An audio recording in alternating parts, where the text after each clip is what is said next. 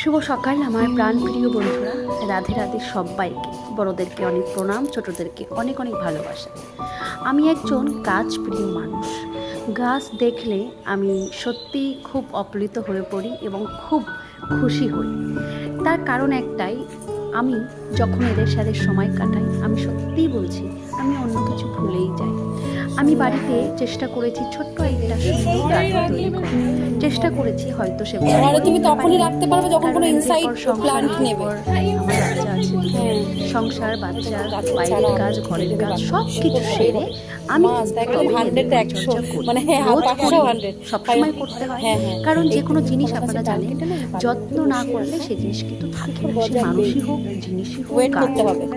তো এটার মাধ্যম দিয়ে আপনাদের একটা মেসেজ আমি দিতে চাইছি যে কোনো জিনিস, মানুষ, জিনিস, গাছপালা, যেখানে রৌদ্র পড়বে, একটু ছাওয়াও থাকবে, এদের না সেখানে এগুলো রাখতে হয়। এদের ভালোবাসা কটকটে রৌদ্রে পড়ে এরা না, আপনি যদি ভালোবেসে যত্ন করে রাখার চেষ্টা করেন, সে কিন্তু আপনার সাথে থাকার চেষ্টা করে। এরা নাজুক ভীষণ, সে সারা জীবন কিন্তু হয়তো কোনো জিনিসই সারা জীবন স্থায়ী নয়, কিন্তু আমাদের সাথে হয়েছে, জানি না কত সময় হবে চায়।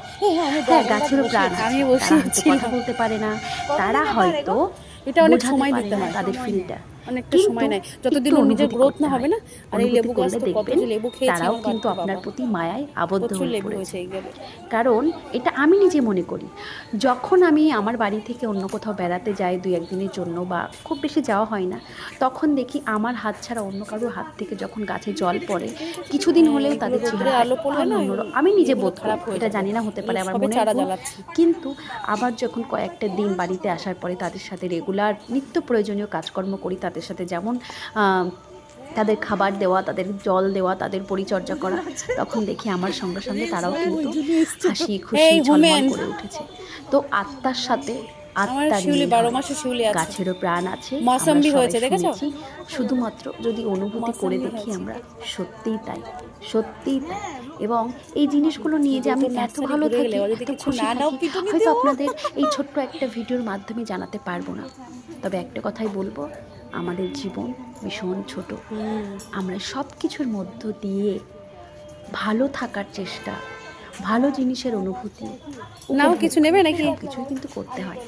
আমাদের বর্তমানটাই কিন্তু খুব ইম্পর্টেন্ট। ভবিষ্যৎ এবং অতীতটা ছেড়ে দিয়ে বর্তমানটাকে উপভোগ করতে হয়।